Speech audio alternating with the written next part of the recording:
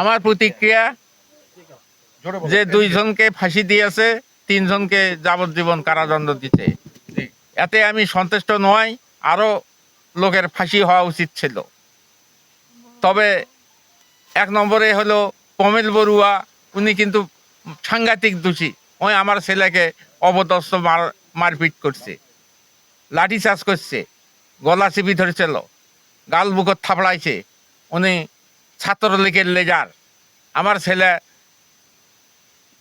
রোকেয়া ভার্সিটির ছাত্র সমন্বয়ক।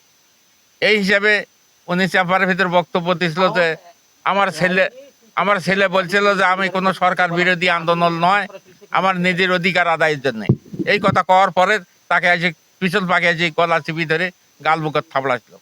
অনেক কঠিন বিচার হওয়া উচিত ছিল। এই বিচার আর মাত্র 2 জনের ফাঁসি, আরো বেশি করে মানুষের ফাঁসি হওয়া উচিত ছিল অপরাধী যারা।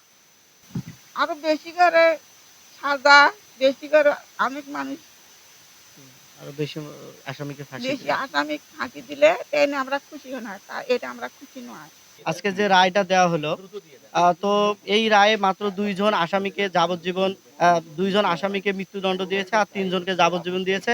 অন্যান্য আসামিদেরকে বিভিন্ন মেয়াদে শাস্তি দেওয়া হয়েছে। আসলে এই জুলাই গণ অভ্যুত্থানে যে হত্যাকাণ্ড হয়েছে, আজ দিনের আলোর ন্যায় একটা সকলেই দেখেছে যে কারা হত্যা করেছে, কারা সম্পৃক্ত ছিল। তো মাত্র 2 জন আসামিকে মৃত্যুদণ্ড দিয়ে আসলে এই রায়টা আমার কাছে মনে হয় না সন্তুষ্ট। আমরা আমাদের পরিবার থেকে আমরা কেউ সন্তুষ্ট না।